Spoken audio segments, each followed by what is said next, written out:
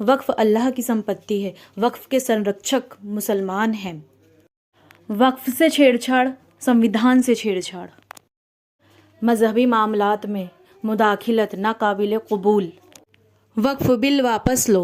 में आ रहा है कि ईद के बाद पार्लियामेंट में इस बिल को लाया जाएगा। हम अल्लाह से दुआ करते हैं कि अल्लाह, जो जायदाद का मालिक तू है, ये जालिम हुकूमत इन वक्फ की जायदादों को बर्बाद करना चाहती। हम अल्लाह से भीख मांगते हैं कि परवरदिगार इस कानून को बनने से रुकवा दे। और मेरे अजीज दोस्तों और बुजुर्गों, याद रखिए इन लोगों को, ये जो वक्फ का कानून बनाकर पूरी जायदादों को खत्म करना चाहते हैं। अरे तेलंगाना के मंदिरों के बोर्ड में, सिखों के बोर्ड में, ईसाइयों के मजहबी बोर्ड में उन्हीं का मजहब का आदमी हो सकता है। तो हमारे वक्फ बोर्ड में किस बुनियाद पर आप लाकर गैर मुस्लिम को बिठाएंगे?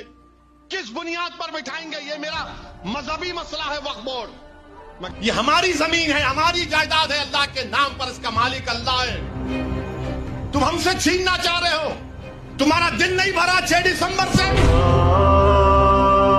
तुम्हारा दिल नहीं भरा दिल्ली की सड़कों पर हमारे खून की होली खेलने से?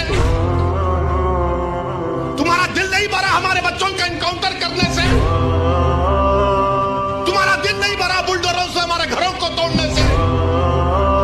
तुम्हारा दिल नहीं भरा हमारे बच्चों के सरों से हिजाब खींचने से? तुम्हारा दिल नहीं भरा हमको इस मुल्क की शरीयत खत्म करने का कानून बनाया? अब तुम हमको, हमारे वजूद को मिटाना चाहते हो। खुदा की कसम, अपने वजूद को मिटने नहीं देंगे इंशाअल्लाह ताला। तुम क्या उस वक्त जागोगे जब तुम्हारे महलों की मस्जिद पर नोटिस लग जाएगी, this is not a Waqf property? तुम क्या उस वक्त उठोगे जब दरगाहों के सामने नोटिस लग जाएगी, this is not a Waqf property?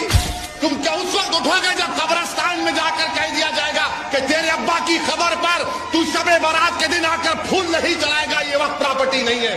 तुम उस वक्त रोगे, तुम उस वक्त जागोगे जब कयामत का सूर फूंका जाएगा। ये वक्त है उठने का। वक्फ बोर्ड की खुद की अपनी जमीन की बाउंड्री नहीं हुई और दूसरे की क्या छीनेंगे? आप देखें नांदेड़ के गुरुद्वारे को किसने दी? मुसलमानों ने दी। जिसमें आज योगी जी बैठे हुए, गोरखनाथ का मंदिर किसने बनवाया? मुसलमान ने बनवाया। हनुमान गढ़ी किसने दी? आसिफुद्दौला ने दी। कामाख्या का मंदिर कितना औरंगजेब ने बनवाया। और जो महाकाल का मंदिर है, जो सबसे बड़ा शिव जी का मंदिर है, उसको जमीन किसने दी? मुसलमान ने दी।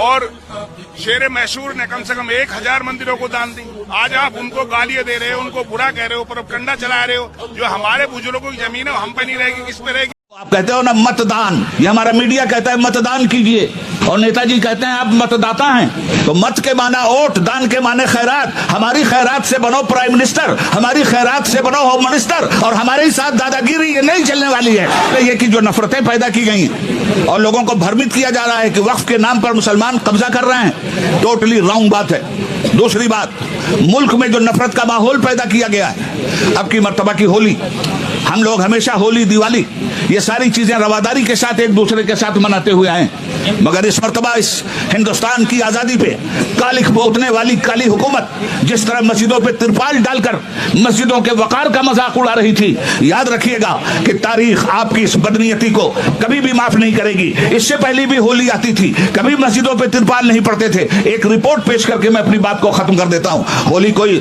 या जुमा के दिन होली कोई पहली बार नहीं आई थी। सुनिए, 14 मार्च 1952 दिन जुमा, होली का त्यौहार।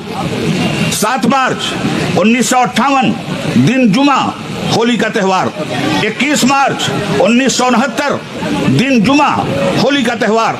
28 मार्च 1975 जुमा का दिन, होली का त्यौहार। 7 मार्च 1980 जुमा का दिन होली।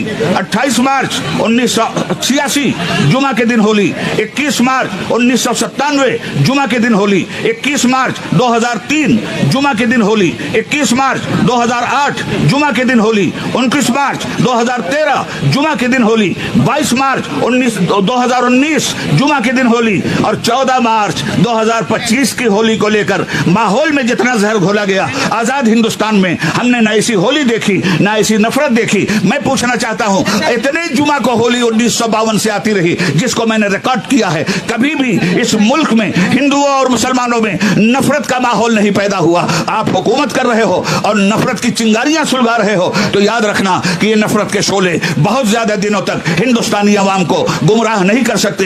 इस मुल्क की अवाम ने मुल्क की आजादी के लिए हिंदू का हा निकालकर, मुस्लिम का मा निकालकर हम बनकर के मुल्क की आजादी हासिल की है। आज भी हम बनकर अपने देश को बचाएंगे, संविधान को बचाएंगे, वक्फ की जायदाद को बचाएंगे।